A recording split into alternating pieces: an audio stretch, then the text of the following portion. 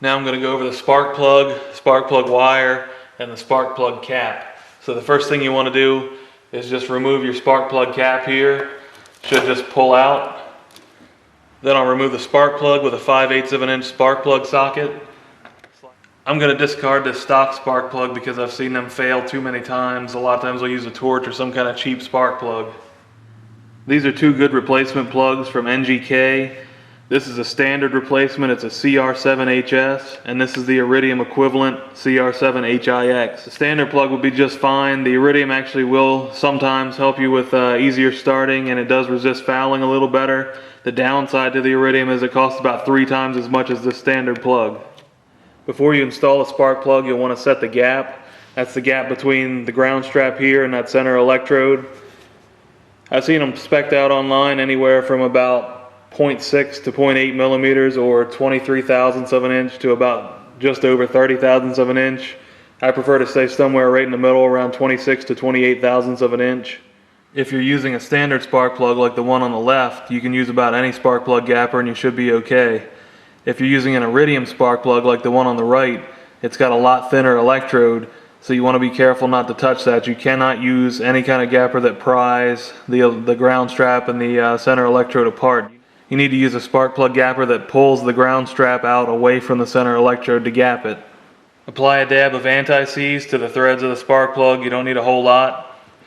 And then you can go ahead and insert this, screw it in. You want this snug, but you definitely don't want to over tighten it and risk stripping the threads in the head. I'm also going to replace this spark plug cap or spark plug boot here with something a little higher quality. Again, I'm going to go with an NGK part. That's a VD05F. I've had better luck with these NGK spark plug boots than I have with any stock ones. They seem to last a lot longer and hold a little bit tighter. The stock boot just unscrews from the spark plug wire. So just turn that counterclockwise to unscrew it and it'll come off. Once that's off, I just like to trim off maybe a 1/4 to 1/2 of an inch off the end here, just to give me a fresh spot to screw into. The NGK spark plug boot comes with a couple of little rubber pieces here. I'm going to take this one and slide it down over the spark plug wire a little bit. Just get that out of the way. Then the new spark plug cap just screws right on here.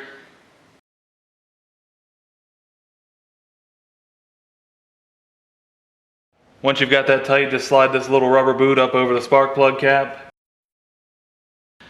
Then you'll have another little rubber piece, and that's just going to go over the end of the spark plug cap. Once that's finished, just slide it on just like you would the original. You should hear it click into place on the plug.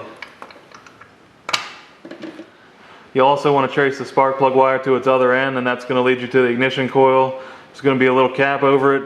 Underneath there, again, it's a screw-in connection for the spark plug wire. Make sure that's tight and then replace the cap. Now I'm going to do a valve adjustment.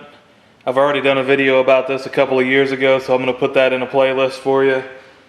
Just wanted to make a couple notes that may be different from the video. You'll see the ground wire, the way they had it, is installed this way, looping over the hot valve cover. When I reinstall this, I'll be putting it on this side. Also, this head has the pair system, emission system. You'll just need to remove the 2 8mm hex head bolts here, and then you can slide that away from the head with the valve cover.